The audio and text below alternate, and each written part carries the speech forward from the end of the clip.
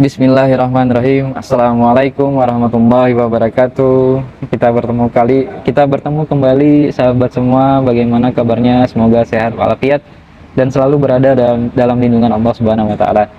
Puji dan syukur kita panjatkan pada Allah karena atas berkat rahmatnya lah kita bisa bertemu kembali, bisa bersilaturahim kembali lewat channel ini, channel Hanan Ataki Ribon.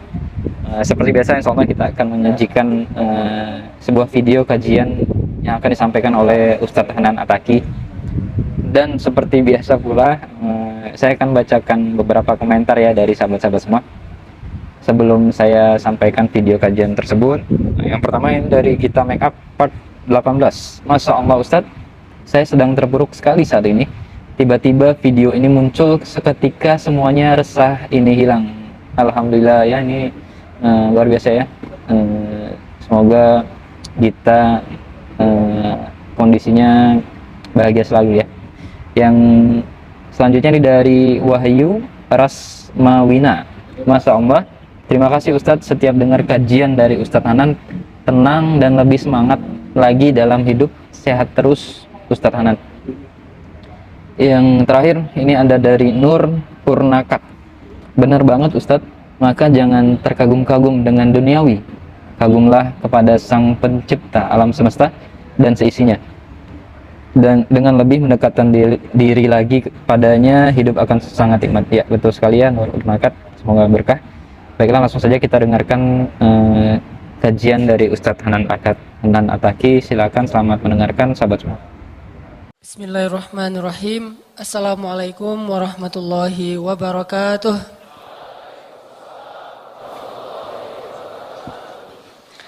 Alhamdulillahirabbil alamin.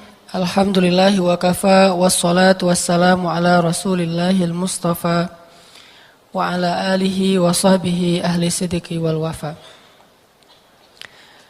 Alhamdulillah, puji syukur kepada Allah Subhanahu wa taala. Teman-teman sekalian, pertama-tama saya ucapin jazakumullahu khairal jaza. Terima kasih banyak. Semoga Allah Subhanahu wa taala memberikan balasan kebaikan dalam setiap langkah yang teman-teman sumbangkan untuk menuju ke rumah Allah dan menghadiri majelis ilmu karena Allah Subhanahu wa taala. Ketika teman-teman datang ke majelis ilmu, satu kali kita melangkah ke majelis ilmu, maka Allah Subhanahu wa taala minimal akan mendekatkan kita 10 langkah ke surga. Jadi kalau jarak dari padang mahsyar ke surga itu sekian juta kilo atau miliar, kita nggak tahu, maka setiap langkah-langkah kita menuju ke majelis ilmu itu artinya kita semakin dekat ke surga. Sehingga nggak cukup kita datang ke majelis ilmu itu sekali.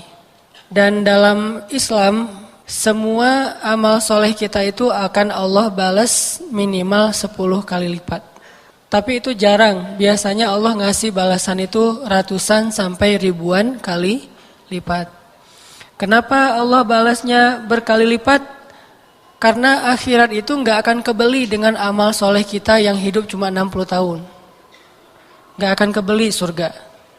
Kalau kita dibalas sesuai persis dengan apa yang kita lakuin, kayaknya kita nggak ada yang pantas masuk surga nih. Misalnya kita sholat sekali berarti balasannya 1 kebaikan. Kalau kita melangkah ke masjid jaraknya 5 kilo berarti mendekat ke surga itu 5 kilo. Kayaknya kita nggak ada yang dekat sama surga. Soalnya jarak dari padang mahsyar ke surga itu seperti langit dan bumi. Dan kita pernah baca mungkin atau nonton di YouTube gimana jarak galaksi terjauh dari galaksi kita. Itu miliaran tahun perjalanan cahaya. Jadi kalau Allah nggak ngelipat gandain kebaikan kita nggak bisa dapetin surga. Nah, lipat ganda inilah yang disebut dengan rahmat Allah. Jadi kalau ada orang yang bilang kita tuh nggak bisa masuk surga dengan amal kita tuh masuk surga dengan rahmat Allah, maksudnya kalau cuma ngandelin amal kita nggak cukup untuk membeli surga. Karena kata Nabi, ala sil'atallahi ghaliyah. Bukankah harta Allah atau barang yang Allah jual itu harganya ghaliyah, mahal? Ala sil'atallah hiyal jannah. Bukankah barang yang Allah dagangkan itu adalah surga dan harganya sangat mahal? Sehingga kita nggak akan bisa membeli surga kalau cuma ngandelin amal kita doang tanpa rahmat Allah. Sehingga sekali teman-teman datang ke majelis ilmu, kita coba bangun kesadaran, oh alhamdulillah malam ini saya udah lebih dekat ke surga. Nggak tahu berapa yang jelas, nggak seperti jarak rumah saya ke masjid, nggak mungkin segitu. Pasti lebih, minimal 10 kali lipat nih.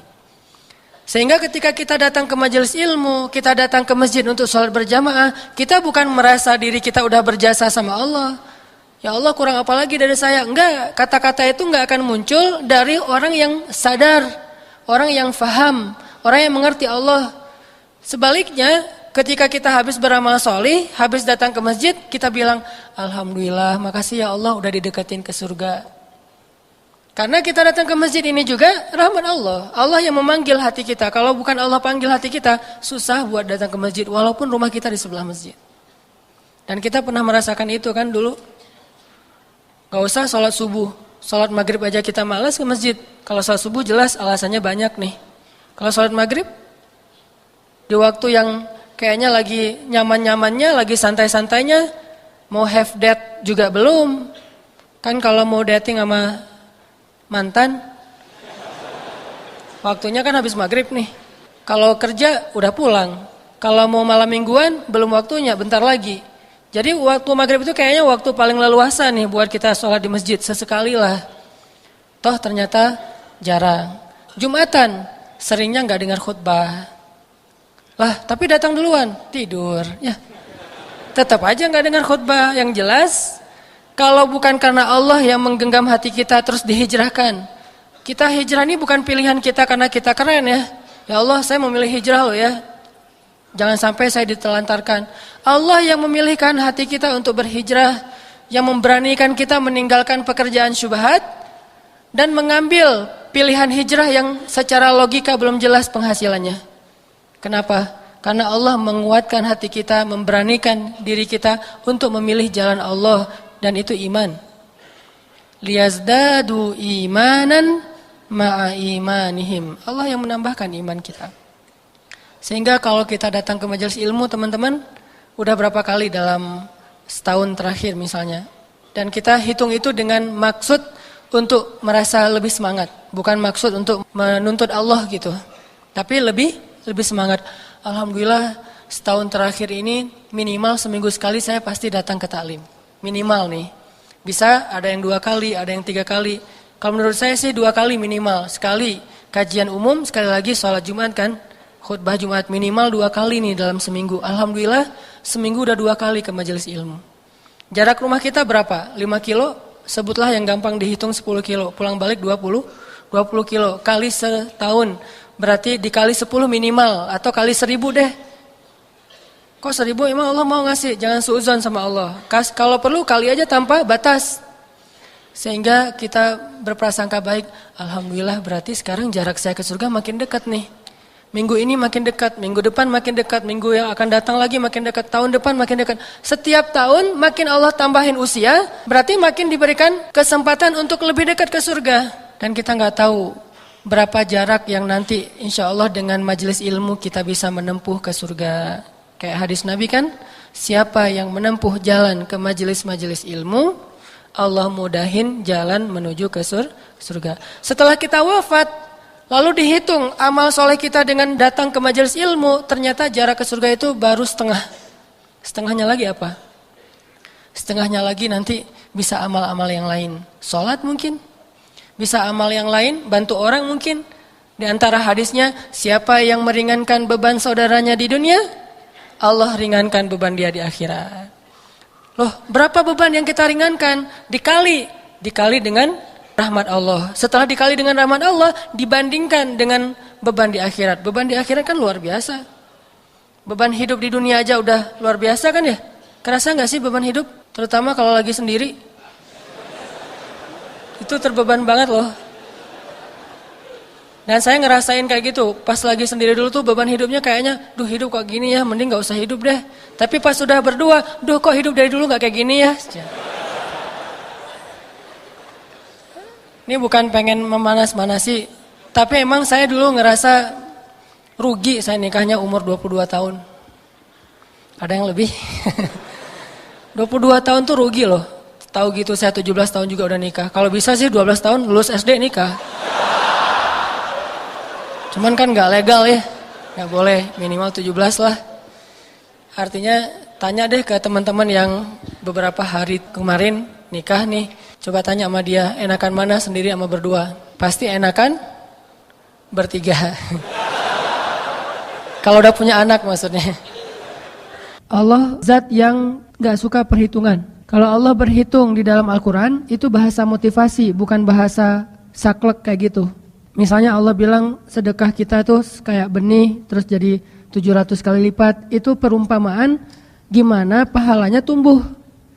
Tapi tetap akhir dari ayat itu, bighairi hisab. Gak dibatasi nama Allah, karena Allah gak perhitungan. Kalau Allah bilang sekian, pasti lebih dari itu. Kalau urusan kebaikan.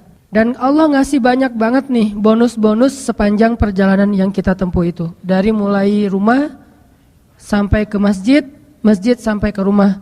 Itu bonusnya banyak banget. Bisa bonusnya diambil dari kesulitan perjalanan kita. Karena ada kaidah al-jaza ala qadril masyaqqah. Balasan Allah itu tergantung tingkat kesulitan. Jadi kalau misalnya kita ngerjain satu amalan banyak kesulitan, berarti Allah akan ngebales lebih besar daripada yang ngerjainnya lempeng gitu, nggak ada masalah. Pas kita datang ke sini misalnya macet, maka macetnya kita sampai 2 jam, yang biasanya kalau kita jalan dari rumah ke sini cuma butuh waktu 10 menit, 15 menit, subuh misalnya ya, atau kalau normalnya mah 40 menit, ini jadi 2 jam karena banyak lampu merah yang kita lewatin sehingga macet nih. Bikin nggak nyaman, bikin jadi telat, akhirnya sampai di sini kita berdiri di pintu atau duduknya di luar, dingin-dingin, lupa bawa jaket misalnya.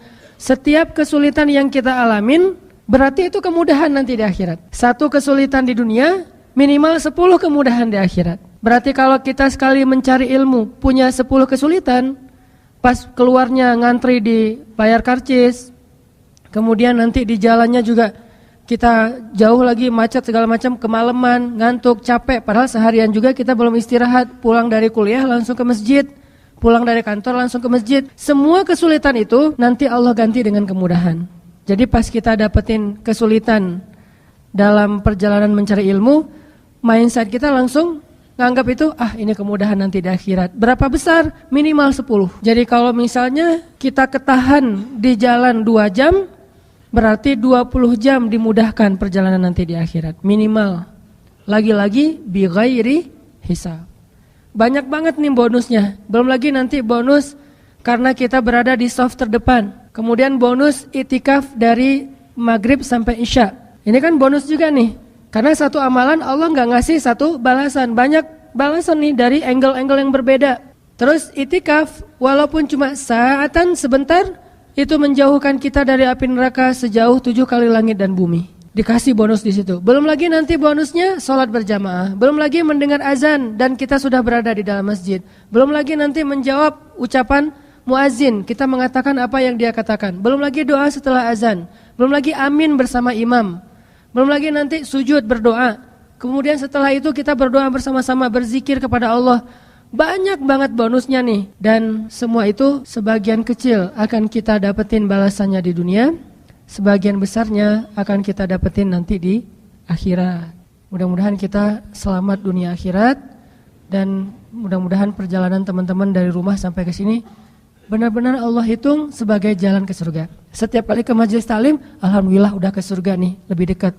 Setiap kali ke majelis ilmu, alhamdulillah udah lebih dekat ke surga. Gitu aja terus motivasinya. Ada masalah dikit, kayak nanti pas keluar nih desak-desakan, ngantri motor mau keluar aja ngantrinya panjang banget. Kita hitung itu, ini saya nunggu ngantri kayak gini nih, Allah lipat gandakan nanti di surga, dimudahkan untuk mendapatkan rahmat Allah. Itu aja teman-teman. Mudah-mudahan kita bisa istiqomah, bisa terus semangat. Dan jangan lupa mention sebanyak mungkin teman yang kita kenal. Tapi satu aja syaratnya, jangan paksa. Alhamdulillah, itulah tadi pembahasan dari Ustadz Hanan Ataki. Semoga bermanfaat buat kita semua dan bisa kita amalkan dalam kehidupan sehari-hari. Dan semoga Allah selalu memberikan kemudahan bagi kita semua untuk menjalankan perintahnya dan menjauhi semua larangannya. Mari kita tutup majelis kita kali ini dengan doa kafaratul majelis yang hadisnya berbunyi dari Abu Hurairah radhiyallahu an, berkata Rasulullah Shallallahu alaihi wasallam bersabda, barang siapa yang berada pada suatu majelis, kemudian pada majelis tersebut terdapat banyak perkataan yang tidak berguna, lalu sebelum beranjak meninggalkan majelis mengatakan hal yang ini, yaitu doa kafaratul majelis, kecuali telah diampuni baginya apa yang ada pada majelis tersebut. Hadis riwayat Tirmizi. Mari kita bacakan sama-sama, sahabat semua. Bismillahirrahmanirrahim. Subhanakallahumma wa bihamdika asyhadu alla ilaha illa anta astaghfiruka wa atubu ilaik. Yang artinya, Maha suci Engkau ya Allah, dan dengan memujimu aku bersaksi bahwa tiada Tuhan selain Engkau. Aku mohon ampunamu dan aku bertaubat kepadamu. Alhamdulillah. Baiklah,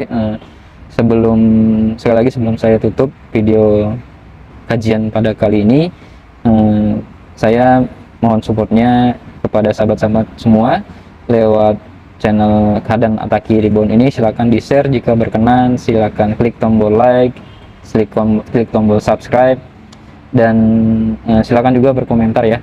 Dan sekali lagi terima kasih. Wassalamualaikum warahmatullahi wabarakatuh.